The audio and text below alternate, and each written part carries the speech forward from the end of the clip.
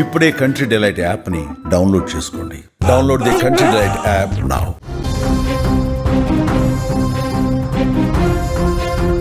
కాకినాడ జిల్లా తునిలో బాలికపై అత్యాచారం కేసు నిందితుడు నారాయణరావు తప్పించుకునే ప్రయత్నం చేశాడు. ఈ కేసులో బిగ్ ట్విస్ట్ చోటు చేసుకుంది. నిన్న రాష్ట్ర వ్యాప్తంగా కూడా పెను సంచలనంగా మారినటువంటి ఈ ఘటనలో నిందితుడు నారాయణరావు పైన తీవ్ర విమర్శలు రావడం జరిగింది. విద్యార్థిని పైన 4-5 సార్లు ఈ రకంగానే ఘటనకు పాల్పడ్డాడంటూ కూడా విషయాలు బయటపడ్డాము. విచారణలో అనేక అంశాలు కూడా బయటకు రావడంతో నారాయణరావు పైన తాత వయసున్నటువంటి ఈ వ్యక్తి పైన తీవ్ర స్థాయిలో ఆగ్రహావేశాలు కూడా పెలివికాయి. ఈ నేపథ్యంలో తాజాగా నారాయణరావు ఒక చెరువులో దూకాడనేటువంటి వార్త ఉదయాన్నే ఒక్కసారిగా సంచలనంగా మారింది. బుధవారం అర్ధరాత్రి కోర్టుకు తరలిస్తున్నటువంటి సమయంలోనే ఈ యొక్క నిందితుడు చెరువు వద్ద బహిర్భూమి అని చెప్పి పోలీసులకు అక్కడ కాసేపు పక్కకు వెళ్ళి అక్కడి నుంచి చెరువులో దూకి తప్పించుకునే ప్రయత్నం చేసినట్టుగా పోలీసులు చెప్తున్నారు. ఈ నేపథ్యంలోనే ఆ చెరువులో గల్లంతైపోయాడు నారాయణరావు. ఇక నారాయణరావు రాత్రి నుంచి కూడా ఆ చెరువులో దూకి తప్పించుకునే ప్రయత్నంలో భాగంగా అందులోనే చెరువులో నుంచి దూకి అటు నుంచి పరారేయడానికి ప్రయత్నించాడైతే ఇంకా నారాయణరావు అడ్రస్ మాత్రం బయటికి రాలేదు. అక్కడ గజ ఈతగాళ్లతో పోలీసులు గాలిస్తున్నారు. ఆ చెరువు నుంచి బయటికి వెళ్ళేటువంటి పరిస్థితి అయితే కనిపించట్లేదు. దూకిన తర్వాత నారాయణరావు ఏమైపోయాడనేటువంటి ప్రశ్న ఉత్పన్నమవుతుంది. తుని గ్రామీణ పోలీస్ స్టేషన్ నుంచి కోర్టుకి తీసుకువెళ్తుండగా ఈ యొక్క ఘటన చోటు చేసుకుంది. నిందితుడి కోసం గజ ఈతగాళ్ల సహాయంతో గాలింపు చర్యలు ప్రస్తుతం అక్కడ కొనసాగిస్తున్నారు. మనవరాలి వయసున్నటువంటి విద్యార్థిని పైన గురుకుల పాఠశాల విద్యార్థిని పైన దాష్టికానికి పాల్పడ్డటువంటి కరుడుగట్టిన కామోన్మాది ఈ రకమైనటువంటి ఘటనకు పాల్పడడం ఆ ప్రాంతంలో ఉన్నటువంటి తల్లిదండ్రులందరినీ కూడా ఒక్కసారిగా ఉలిక్కిపడేలా చేసింది. నిన్న ఈ ఘటన తెలిసిన తర్వాత చాలామంది తీవ్ర దిగ్భ్రాంతికి లోనయ్యారు. నారాయణరావు అత్యాచారానికి ఒడిగట్టినటువంటి తీరు, చాక్లెట్ల ఆశ చూపి ఆ విద్యార్థినికి బిస్కెట్లు చాక్లెట్ల ఆశ చూపి ఆ విద్యార్థిని ఏమీ తెలియనట్టుగా తన వెంట తిప్పించుకొని ఈ రకమైనటువంటి దారుణానికి అఘాయిత్యానికి పాల్పడ్డటువంటి ఈ యొక్క కామోన్మాదికి పూర్తిగా గట్టి శిక్ష విధించాలంటూ కూడా నిన్న డిమాండ్లు వినిపించాయి. సపోటా తోటలోకి తీసుకువెళ్ళి ఈ దారుణానికి పాల్పడ్డటువంటి క్రమంలోనే అటువైపు వెళ్తున్నటువంటి ఒక వ్యక్తి గమనించి వీడియో రికార్డ్ చేయడంతో అసలు విషయం బయటకు వచ్చింది. అంతకు ముందే చాలాసార్లు ఇదే ప్రాంతానికి లేకుంటే వేరే ప్రాంతాలకి ఇతను ఆ విద్యార్థిని తీసుకువచ్చి ఇలాంటి దారుణాలకు ఒడిగట్టాడనేటువంటి విషయం బయటకు రావడంతో ఒక్కసారిగా ఆగ్రహం కట్టలు తెంచుకుంది అక్కడ ఉన్నటువంటి వారందరికీ. ఈ నేపథ్యంలోనే ఇప్పుడు తాజాగా అరెస్టు చేసిన తర్వాత పోలీసులు విచారించిన తర్వాత అనేక అంశాలని దర్యాప్తులో మొత్తం క్రోడీకరించినటువంటి తర్వాత అటు హాస్పిటల్కి తీసుకువెళ్ళి చెకప్లు కూడా చేయించినటువంటి తర్వాత మెజిస్ట్రేట్కి తీసుకువెళ్తున్నటువంటి క్రమంలోనే నారాయణరావు తన వక్రబుద్ధిని మరొకసారి చూపించినట్టుగా కనపడుతుంది.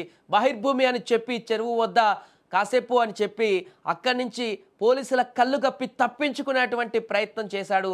ఈ యొక్క ప్రయత్నంలోనే అక్కడ ఉన్నటువంటి భారీ చెరువులో దూకి అక్కడి నుంచి తప్పించుకునే ప్రయత్నం చేశాడు. కానీ ఆ చెరువు చాలా లోతైనటువంటి చెరువుగా చెప్తున్నారు. ఆ చెరువులోకి దూకి తప్పించుకునేటువంటి అవకాశమే లేదంటూ కూడా స్థానికులు చెప్తున్నారు. ఆ చెరువులో దూకి ఇప్పటివరకు రాత్రి దూకితే ఇప్పటివరకు కూడా అడ్రస్ లేకపోవడంతో అక్కడ నారాయణరావు ఆ చెరువులోనే పూర్తిగా మరణించాడా లేకుంటే ఆ చెరువులో ఏమైపోయాడు అనేటువంటి ప్రశ్నలు కూడా ఇప్పుడు ఉత్పన్నమవుతున్నాయి. ఏదేమైనా కూడా తుని ఘటనకు సంబంధించినటువంటి అప్డేట్, తాజాగా నెలకొన్నటువంటి అప్డేట్ అనేది సంచలనంగా మారింది.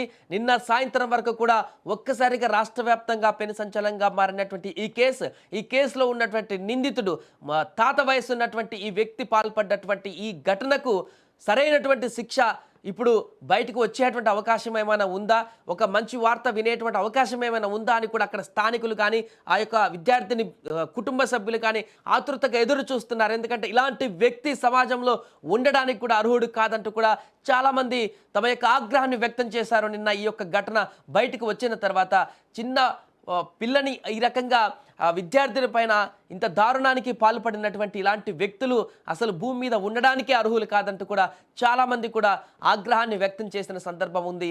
ఈ నేపథ్యంలో నారాయణరావు తప్పించుకునేటువంటి ప్రయత్నంలో భాగంగా ఆ చెరువులో దూకి ఏమైపోయాడు, ఆ చెరువులో దూకి పూర్తిగా చనిపోయాడా లేకుంటే తప్పించుకున్నాడా, ఆ చెరువులో ఏం జరిగిందనేటువంటి దానికి సంబంధించి కూడా ఒక క్యూరియాసిటీ ప్రశ్నలు ఉత్పన్నమవుతున్నాయి. పూర్తిగా గజ ఈతగాళ్లతో అయితే అక్కడ గాలింపు కొనసాగిస్తున్నారు.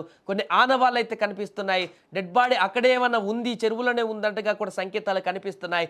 గజ ఈతగాళ్లతో అక్కడ గాలింపు కొనసాగిస్తున్నారు. మరి కాసేపట్లోనే అక్కడ నారాయణరావు మృతదేహం చెరువులో ఉందా లేకుంటే అక్కడి నుంచి ఈత కొట్టుకుంటూ తప్పించుకునేమన్నా వెళ్ళిపోయాడా, పూర్తి వివరాలు కూడా కాసేపట్లోనే బయటకు వచ్చే అవకాశం ఉంది. పోలీసులు కూడా మాట్లాడడం జరిగింది. ఇప్పటికే రాత్రి తీసుకువెళ్తున్న సందర్భంలోనే తప్పించుకునే ప్రయత్నం చేశాడంటూ ఆ పోలీసు అధికారులు మాట్లాడినటువంటి ఒక బయట కూడా ఉంది. అది కూడా మనం ఒకసారి వినే ప్రయత్నం చేద్దాం. వారు ఏం చెప్పారు, ఎలా తప్పించుకున్నాడు నారాయణ, ఎక్కడి నుంచి ఎటు వెళ్తున్నారు, ఎలా వెళ్తున్న సందర్భంలో ఈ ఘటన జరిగిందో కూడా ఒకసారి పోలీసులు మాట్లాడినటువంటి వీడియో కూడా ఉంది, ఒకసారి చూద్దాం. తుని రూరల్ పరిధిలో ఏదైతే ఒక మైనర్ బాలికను గవర్నమెంట్ హాస్టల్ నుంచి తీసుకెళ్లి పాటు చేయడం జరిగిందో తాటక నారాయణరావు అనే వ్యక్తిని తుని రూరల్ పోలీస్ స్టేషన్లో నిన్న సాయంత్రం అరెస్ట్ చేయడం జరిగింది. మెడికల్ చెకప్లు అన్నీ అయిన తర్వాత రాత్రి 10:30 తర్వాత ప్రాంతంలో మ్యాజిస్ట్రేట్ వారి ముందు హాజరుపరచుటకు తుని తీసుకువస్తుండగా సదరు వ్యక్తి ఈ కోమట చెరువు సమీపంలోకి వచ్చిన తర్వాత బాత్రూమ్కి వస్తుందని చెప్పి దిగి సడన్గా చెరువులో దూకినట్లు తెలిసింది. ఈ విషయమై నాకు తుని రూరల్ ఎస్ఐ గారు 11:30 ఆ టైంలో నాకు ఫోన్ చేశారు. అర్జెంటుగా రండి సార్, ఇలా ముద్దాయి ఎస్కేప్ అయ్యాడు, చెరువులో దూకాడని. వెంటనే నేను ఫైర్ డిపార్ట్మెంట్ని తీసుకొచ్చి రాత్రి 12:30 వరకు ఈ చుట్టుపక్కల అంతా కూడా వెతికాము. లేట్ నైట్ వల్ల లైటింగ్ లేకపోవటం వల్ల ఇక్కడ గాలింపు చర్యలు అనేవి రాత్రి ఆపేయటం జరిగింది. మళ్ళీ ఈరోజు ఆ వ్యక్తి కోసం అతను ఈ చెరువులో దూకాడా, ఇంకేమన్నా బయటకు ఎస్కేప్ అయ్యాడనే దాని మీద చుట్టుపక్కలంతా గాలింపు చర్యలు చేస్తున్నాము. దీని మీద తుని రూరల్ పోలీస్ వారు రైట్. అది నిన్న హాస్పిటల్ నుంచి చెకప్లు చేసినటువంటి తర్వాత మెజిస్ట్రేట్కి తీసుకువెళ్తున్న సందర్భంలోనే అక్కడ చెరువు ప్రాంతం వద్ద బహిర్భూమని చెప్పి దిగి తప్పించుకునేటువంటి ప్రయత్నం చేసినట్టుగా చెప్తున్నారు. ఇప్పుడు గజ ఈతగాళ్ళు కూడా మన విజువల్స్లో చూస్తున్నాం, పోలీసులు కూడా అక్కడికి చేరుకున్నారు. చాలామంది ఉదయం నుంచి కూడా రెస్క్యూ మరింతగా కొనసాగించారు. పెద్ద పెద్ద వలలు తీసుకువచ్చి అక్కడ చెరువులో దూకినటువంటి ప్రాంతం వద్ద గాలింపు చర్యలు చేపడుతున్నారు. పూర్తిగా చాలామంది మత్స్యకారులను కూడా అక్కడ రంగంలోకి దింపినట్టుగా తెలుస్తుంది గజ ఈతగాళ్ళతో పాటుగా. సో అక్కడ నారాయణరావు పడిపోయినటువంటి అంటే దూకినటువంటి ప్రాంతంలో తప్పించుకోవడానికి ప్రయత్నం చేసినటువంటి ప్రాంతం నుంచి ఆ చెరువు ప్రాంతం అంతా కూడా ఈ యొక్క వలల ద్వారా పూర్తిగా గాలింపు చర్యలు చేపట్టనున్నారు. మరి కాసేపట్లోనే నారాయణరావు ఏమైపోయాడు అనేటువంటి దానికి సంబంధించి ఒక ఆన్సర్ అయితే లభించే అవకాశం కనిపిస్తుంది.